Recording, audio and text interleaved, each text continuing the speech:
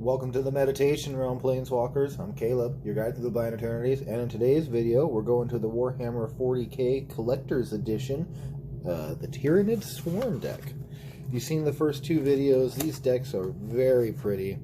A lot of new cards, so we're just going to open up and get into the deck, see what we got.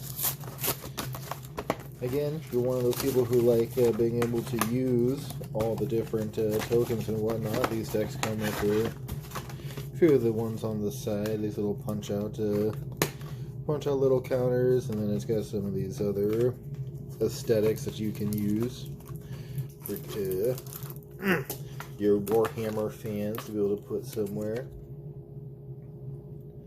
Pretty cool. It's also got that surge foiling on it. And then it comes with the usual, it's got the semi-instructions coverage of the deck, and then it's got a good old life wheel. Warhammer 40k edition. Another gold one of these little punch-out things. Most conveniently of all, it comes with a deck box for it. It's also got a little bit of the surge foiling.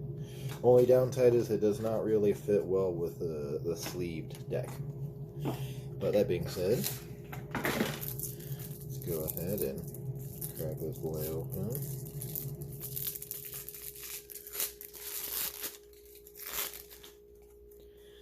Alright. So we got the face of the deck here, the Swarm Lord. It has it's a 5/5 for 6, 3 a blue, a green, and a red. The Swarm Lord enters the battlefield with 2 1/1 counters on it for each time you cast your commander from the command zone this game. And whenever a creature you control with a counter on it dies, draw a card. So it comes in automatically, it's 7/7 the first time, and it just gets bigger every time. Big. Cool. That's how teamers should be. We got Magus Lucia Kane, the other commander face for the deck. 1 a blue, a green, and a red. 1/1. Human Tyranid Wizard. At the beginning of combat on your turn, put a 1/1 counter on target creature and tap it, add 2 colorless. When you next cast a spell with X in its mana cost or activate an ability with X in its activation cost this turn, copy that spell or ability. You may choose new targets for the copy. Nice, a copy of a permanent spell becomes a token. So that's a good way, just a new way to build those X spell decks. Cool. Granted, a lot of those X creature guys might come in with no counters. I gotta look on the rulings on that for you. It'd be pretty sweet if you just get the big bodies. Alright, next creature we have is Gene Stealer Locus. It's a 3/3 for 3 and a blue, Tyranid human. Whenever a creature attacks you, it gets -1 ego until end of turn. And whenever a creature attacks one of your opponents, it gets +0/+1 until end of turn. Not bad. We got Acolyte Hybrid, 2/2 for 2 and a red, Tyranid human. Whenever Acolyte Hybrid attacks, destroy up to 1 target artifact. If an artifact is destroyed this way, its controller draws a card. So it's artifact removal on a creature, but I don't like letting opponents draw cards. That's not very good. Aberrant. It's got Ravenous, and it costs 1 a green and X as trample. And whenever Aberrant deals combat damage to a player, destroy a target artifact or enchantment that player controls. See, I like this guy. This guy can come in, be a big guy, deals damage to opponents, blows up their stuff, doesn't give them anything. That's how it should be. Again, the foiling on these things is just so pretty. But you can, again, we can definitely see the curving on these. It's still kind of amazing how much we get curling with cards, despite all the work they do to print these cards. I actually kind of like the foil etched cards because there's not really much for curling, but you can see, looking side by side to some of these cards. Again, the curling is kind of noticeable when you put 2 cards face to face with each other. But still, very beautiful cards. Looking forward to them doing more of these universes where they're giving us such a large volume of new cards. Like, I think there's 40 cards in each commander deck. Anyways, back to our Pure Strain Gene Stealer, 1/1 for 2 and a green. It enters the battlefield with 2 1/1 counters on it. And whenever Pure Strain Gene Stealer attacks, you may remove a 1/1 counter from it. If you do, search your library for a basic land card, put it on the battlefield tapped, then shuffle. This guy's pretty sweet. He's kind of like an aggressive Fertilid almost. Comes in with counters, 3-drop creature, searches for lands. I like it. Tyranid Invasion, a sorcery for 3 and a green. Create a number of 3/3 green Tyranid warrior creature tokens with trample equal to the number of opponents you have. So for 4 mana, generally, you're going to get 3 3/3s. That's a pretty decent value for 4 mana. 9 power and toughness for 4 mana. That's pretty good for token decks. Trigon Prime. It's a Tyranid. Whenever Trigon Prime attacks, put a 1/1 counter on it and a 1/1 counter on one other target attacking creature. That creature can't be blocked this turn. And he's a 4/4 for 4. So that's pretty good for the blue-green counters decks, being able to buff up other creatures and then make those other big guys unblockable. So we got a 2/2 for 3 Tyranid, flying, Death Touch, and Hexproof. Ooh. Hexproof is a good combination because that way your opponents can't deal with it very easily. They have to have a board wipe or some major sack effect, and you can just throw a bunch of enchantments and equipments on this guy and blow up board.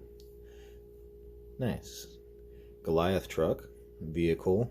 It has, whenever Goliath Truck attacks, put 2 1/1 counters on another target attacking creature. It has crew 2, and it's a 4/4 for 4. So it's an okay vehicle.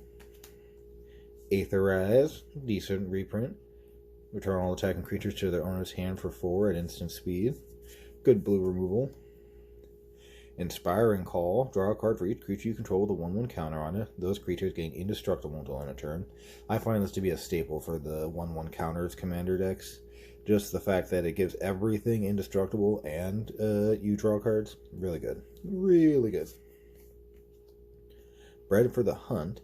Whenever a creature you control with 1 counter deals combat damage to a player, you may draw a card. Again, the new art on all the cards, too, is just so sweet, along with the pretty surge foiling. Definitely a worthwhile investment if you were able to get a hold of it. Hull Breach. Choose 1. Destroy target artifact. Destroy target enchantment. Destroy target artifact and target enchantment. Oh, is that how they kind of split it up? Interesting. So you can't just do one or the other. That's pretty good. Good removal. Good reprint. Herald's Horn. Enters the battlefield. Choose a creature type. Creature spells of the chosen type cost 1 less to cast. At the beginning of your upkeep, look at the top card of your library. If it's a creature of the card of the chosen type, you may reveal it and put it into your hand. Good tribal staple. Nice to see reprinted. Soul Ring and another beautiful new art, and that surge foiling again, it's just, oh, as you can see, even with my camera, but in person it just looks so much better, I'm telling you. But on camera you can see how beautiful that looks. The new art on so many of these cards is just gorgeous. We got Ash Barrens, Frontier Bivouac, Unclaimed Territory, Cultivate. Oh, that's a beautiful Cultivate. Explore. Farseek. All good green commander staples. I think you should be playing more mana ramp than artifact ramp in green decks. Or land ramp, I should say, than artifact ramp. Harrow. New Horizons. And like enchantment ramp like this, I don't think's great for green decks at 3 mana. Unless you've got a lot of specific untapped land effects. Overgrowth. Rampant Growth. Arcane Signet. Oh, that is just a beautiful, beautiful Arcane Signet. Now, what's going on with this hand there? It's like half mechanized and monsterized. Oh, so sweet looking. Cave of Temptation. Command Tower. Oh, very pretty. Again, this new art with all the surge foiling on these cards, it's so sweet. Evolving Wilds. Gene Stealer Patriarch. It's a 4/4 for 4 and a blue. Whenever Gene Stealer Patriarch attacks, put an infection counter on target creature defending player controls. Whenever a creature with an infection counter on it dies, you create a token that's a copy of that creature, except it's a Tyranid in addition to its other types. Interesting. So, that's pretty decent for the decks that want to take control of your opponent's stuff often. I'm curious to see how they're going to do the Tyranid type whenever they do reprints for these elsewhere, because are they going to make it a new type, or is it just going to be tagged on with something else? Are they going to call the Tyranids beasts or Phyrexians or something along those lines, and that way they can get away with their interesting art styles? Exocrine, we got a Tyranid for X2 and a red. It's a 2/2. When it enters the battlefield, Ravenous, when it enters the battlefield with X/1/1 counters on it, if X is 5 or more, draw a card when it enters.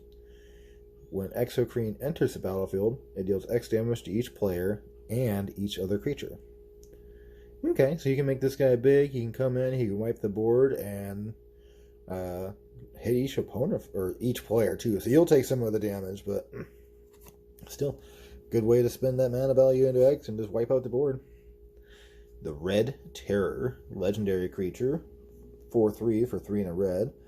Whenever a red source you control deals damage to one or more permanents and or players, put a 1/1 counter on the Red Terror. I can definitely see this guy being a fun mono red commander with a bunch of easy ways to burn players and permanents, and then all of a sudden he's huge. Huge. I like big red commanders. Screamer Killer. We got a 5/5 for 4 and a red. Trample. Whenever you cast a creature spell with mana value 5 or greater, Screamer Killer deals 5 damage to any target. So this is somebody I can definitely see being played in big decks that reward big stuff. He's not a dragon, but Trample is almost as good as flying. And you play a dragon after this guy, deal 5 damage. Play a dragon after this guy, deal 5 damage. Because most of your dragons are over 5 mana. Okay. Biophagus. 1/3 for 1 and a green. It has tap it to add 1 mana of any color. If this mana is spent to cast a creature spell, that creature enters the battlefield with an additional 1/1 counter on it.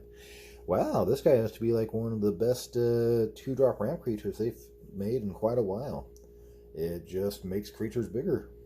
And you can still use that mana on non-creature spells. Wow, yeah, he's definitely very good. Going in a lot of 1/1 counter commander decks. Bone Sabers. 2 and a green equipment. Cost 3 to equip. Whenever a equipped creature attacks, put 4 1/1 counters on it. Ooh, wow. So your guys get big quick. 4 1/1 counters on each attack.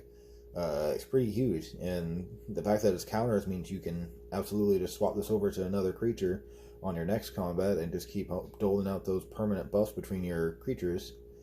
The fact that it doesn't have any form of evasion buff or anything means they can still chump your guys, but there's a lot of trample out there to throw 1/1 counters on. The Brood Lord. It's a X3 and a green 3/3. It also has Ravenous. When Brood Lord enters the battlefield, distribute X 1/1 counters.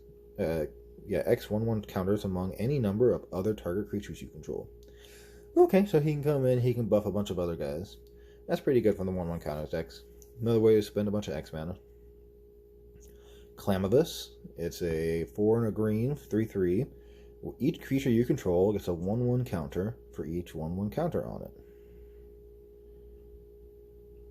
Each creature you control gets +1/+1 for each 1/1 counter on it. I misread that. I was like, wait, what? Okay. So, yeah, he's a good guy to be able to just buff your board. You got a bunch of guys that have 3 or 4 counters on it. You play him on turn 5, and then boom, all of a sudden they're getting more large than they already are. Pretty good for these decks. The Horus Books. 3 and a green. We got a 2/2. Whenever another creature dies, put a 1/1 counter on it. And tap it, remove X 1/1 counters from Horus Books, add X mana of any one color. So you can get big, and you can use that mana, remove the counters to make a bunch of mana. Hierophant Biotitan, 10 and 2 green for a 12/12.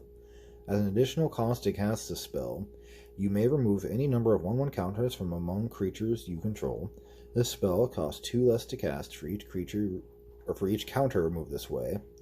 It has Vigilance, Reach, and Ward 2, and it can't be blocked by creatures with power 2 or less.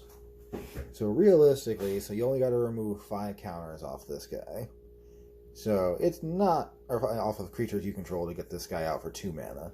So it's not impossible to play this guy on turn 3 and have a 12/12 Vigilance, Reach, Ward, can't be blocked by tiny creatures. This guy is going to be, I could definitely see him doing work in dedicated 1/1 counters decks where like everything has 1/1 counters. Even just playing this on turn 4 or 5, it's still a 12/12 Vigilance, Reach, Ward 2. Yeah, very good, very strong. Beefy. Beef. Hormagaunt Horde. It's a X and a green Tyranid, 1/1 with Ravenous. Whenever a land enters a battlefield under your control, you may pay 2 and a green. If you do, return Hormagaunt from your graveyard to your hand. Oh, okay, cool. So this guy is just constant, late game card advantage for you. He can come in and just be big in the late game and constant replayability, which is always good. Late game value is when permanents or when spells get more scarce after the board's been wiped a couple times, getting things back over and over again is very valuable. Lictor, it's a creature, 3/3 for a 3 and a green, Tyranid with Flash. When Lictor enters the battlefield, if a creature enters the battlefield under an opponent's control this turn, create a 3/3 green Tyranid warrior creature token with Trample. So that's pretty good. You get 2 3/3s for 4 mana, and it's got Flash, so after your opponent's played a creature and tried to attack you, you can pop in 2 creatures and potentially trade one out, and you got 6 power and toughness for 4 mana. I see that's pretty decent. Nexos, it's a creature, 2/2 for 2. It's a human Tyranid advisor. Basic lands you control have tap, add 2 colorless. Spend this mana only to cast that back on costs that contain X. Gotcha. So makes your X spells easier to cast. That's pretty sweet. Makes your that guy's really good. I can definitely see him being expensive in the future. A lot of X spell decks I would love just to play that guy. Old One Eye. Got a 6/6 for 5 and a green with Trample. Other creatures you control have Trample. When Old One Eye enters the battlefield, create a 5/5 green Tyranid creature token. And at the beginning of your pre-combat main phase, you may discard 2 cards. If you do, return Old One Eye from your graveyard to your hand. So Old One Eye is really hard to deal with. You can just keep getting him back over and over. And every time he comes in, you're creating a Tyranid token. He makes your other creatures have Trample. This guy is just really strong. I can see him being the commander for some decks or just into the 99, but really good. Definitely very good. And next we have Sporocast. It's a creature. It's got 0/0. It's got casting cost of XX green with Ravenous. It has Defender. When it enters the battlefield, search your library for up to X basic land cards, put them onto the battlefield tapped, and then shuffle. Okay. So for 3 mana, you get a Farhaven elf type effect. You do search for a basic land and put it into play. Tapped, and then shuffle. And then if you spend more mana into it, you get even more. But to get it up to 5 1/1 counters to draw a card, you have to drop 11 mana into this guy. I don't see that happening often. But still, it's a ramp creature. Termagant Swarm. Tyranid 0/0 for X and a green. It's also got Ravenous. When Termagant Swarm dies, create a number of 1/1 green Tyranid creature tokens equal to its power. Okay. So another one of those 1/1 counters creatures that cares about making creature tokens.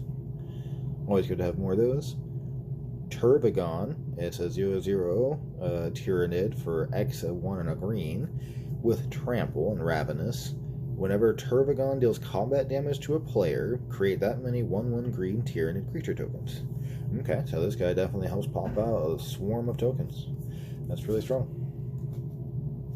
Toxicrene. This is one of the ones I've seen that's making waves. We've got a creature that's a 2/4 Tyranid for 3 and a green with Reach and Death Touch. And all lands have add 1 mana of any color and lose all other abilities. So this shuts off certain decks, but lands. But it turns, mana fixes every deck. So upsides, downsides, for your decks, if you're really looking for a way to build a mana fix, it's really strong, but it's also just a good way to be able to hose certain decks. Cabal Coffers, all the different destroy lands effects, man lands, they're all snuffed out. So our next creature here is we got Tyrant Guard. It's a 3/3 Tyranid for X2 and a green. It has Ravenous. And you can sacrifice the Tyrant Guard. Creatures you control with counters on them gain hexproof and indestructible until end of turn. It's pretty good. I can definitely see him being played in a lot of 1/1 counters decks. We have the Talon Jackal. That's a 2/2 human Tyranid scout for 1 red and a green. It has trample and haste. Whenever it deals combat damage to a player, you may search your library for a basic land card, put it into the battlefield tapped, then shuffle. I guess pretty good. Just the sheer fact that it's got haste. Trample, he's not very big as a 2/2, but he comes in, he hits somebody, and searches for land. Not bad. I like this guy. I think it's pretty funny that he's riding a motorcycle with his little hatchet. Go. Alright, next creature. The legendary creature, Tyranid. The Death Leaper, the Terror Weapon. It's a 3/3 for 2 a green and a red with Flash and Haste. Creatures you control that enter the battlefield this turn have double strike. Woo! Nice. So... but it's only for creatures that enter the battlefield this turn. So flashing it in on your opponent's turn means you can, I'd say quote-unquote surprise if you play it in the 99, but if it's your commander, it's not so much a surprise. But if you have a bunch of haste effects and creatures in your decks and lots of mana, you can play him on 1 turn and just snuff out your opponents. I could definitely see him as like a combo with like Reanimator strategy as well. I like him. The first Tyrannic War. We got our Saga for 2 a green, a blue, and a red. The first chapter is you may put a creature card from your hand onto the battlefield. If its mana cost contains X, it enters the battlefield with a number of 1/1 counters on it equal to the number of lands you control.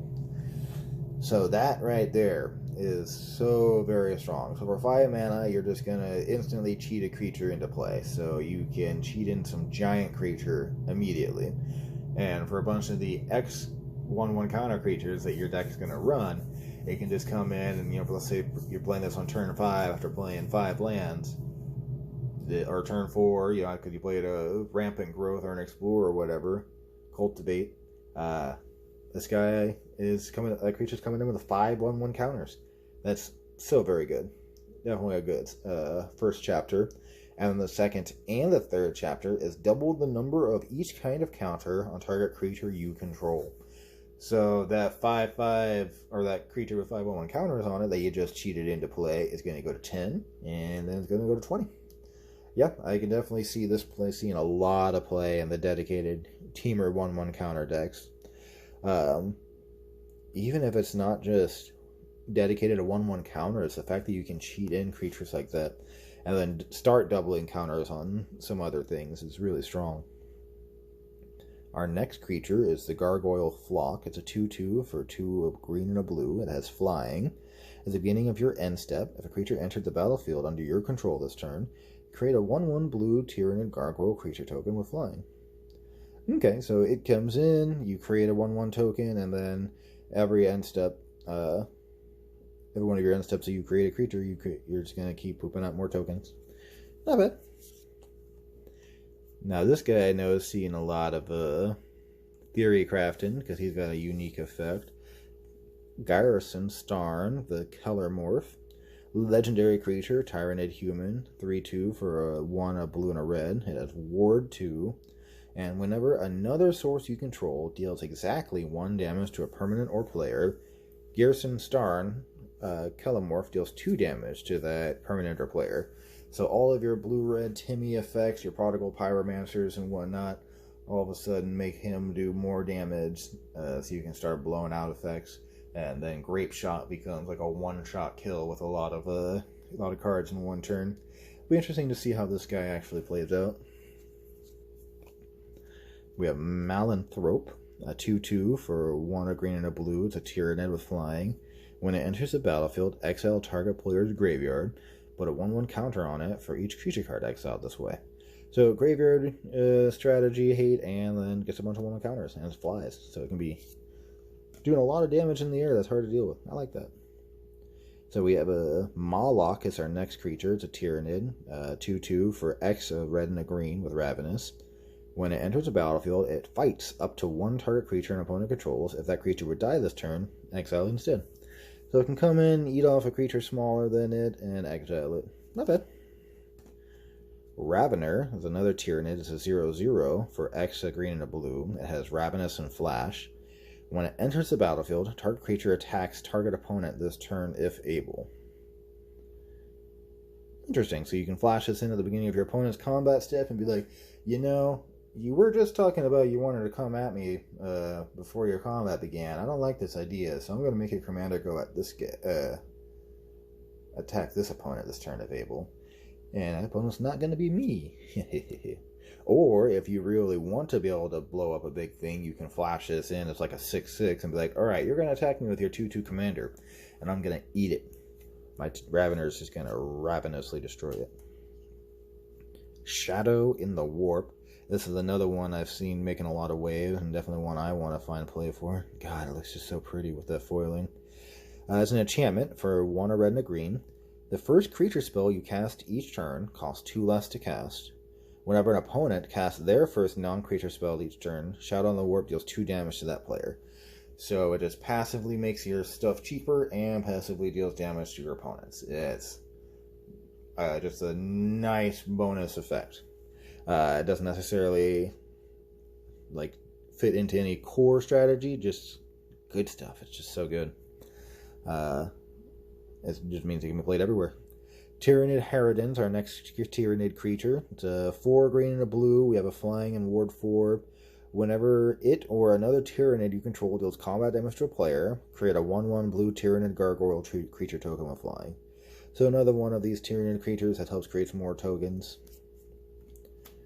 We have Tyranid Prime, 0/4 for 1 a green and a blue. It has Evolve, and other creatures you control have Evolve. So he can come in and just start making your stuff big. You play big creatures that are bigger, and then it just starts making all your other stuff bigger. I like it. Winged Hive Tyrant, another Tyranid, 4/4 for 3 a blue and a red with flying and haste. Other creatures you control with counters on them have flying and haste.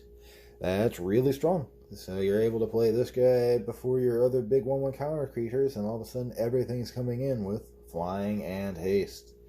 Ooh, that's a good way to blow up the board, especially with that guy we saw earlier that makes creatures you control enter the battlefield this turn with double strike. Zoanthrope is our next Tyranid creature. It costs X a blue and a red. It has Ravenous, flying and ward 2. When it enters the battlefield, it deals X damage to any target. Okay, so it comes in as basically a fireball type of effect that you can do as a creature, and it's got flying. Cool, I like it. It's not bad. Star Storm, an instant. This is a reprint. Deals X damage to each creature, and it has cycling for 3, cost X and 2 red. Now we're getting to our pretty reprints, and that does look real pretty. Abundance, decent card for commanders. Death's Presence. And then we have Hardened Scales. Nice to see this get reprinted, and that art is just so beautiful, so brutal. Icon of Ancestry. Another good staple for tribal decks. Cinderglade. Exotic Orchard. Pretty lands. Game Trail, Temple of Abandon, Temple of Epiphany, Temple of Mystery, all the temples, Opal Palace, Path of Ancestry, Rugged Highlands, Terramorphic Expanse, Thornwood Falls, and then now we're going to go through our basic lands. So we got all the mountains have the same art. Okay, all the mountains have the same art, all the islands and have the same art, and all the forests have the same art. I do like that forest. Man, that looks almost like Phyrexian style, like they've been completed. Again, I could easily see the Tyranids being changed to being Phyrexian for Magic World's sake, instead of creating a new creature type from another world. And then we have our thick commander face for those people who want to be able to use your commander in the 99 of something else. And then we have our tokens, our pretty foils that are only foil on one side. Again, I don't know why they only did it on one side, but yeah, that is what it is. They should have also made more of the 5/5 Tyranid. They only did that one. They don't expect you to replay the guy that allows him to replay himself. I gave this. Whatever. Still, it's nice. Nice to get the foil tokens. I like that. Again, this should be double-sided. Oof. And yeah, that curving is just definitely noticeable. You have to like push it together for it to be flat. But I've read again that if you just put it in some double sleeves and under a book, it's a great way to be able to fix that problem real quick. Beautiful deck, powerful new cards. Each of these commander decks is definitely worth it if you're able to find one. I thank you again for joining me, Planeswalkers. If you haven't already, like, share, subscribe. I'm thankful to have you here as always, and I look forward to seeing you here again soon.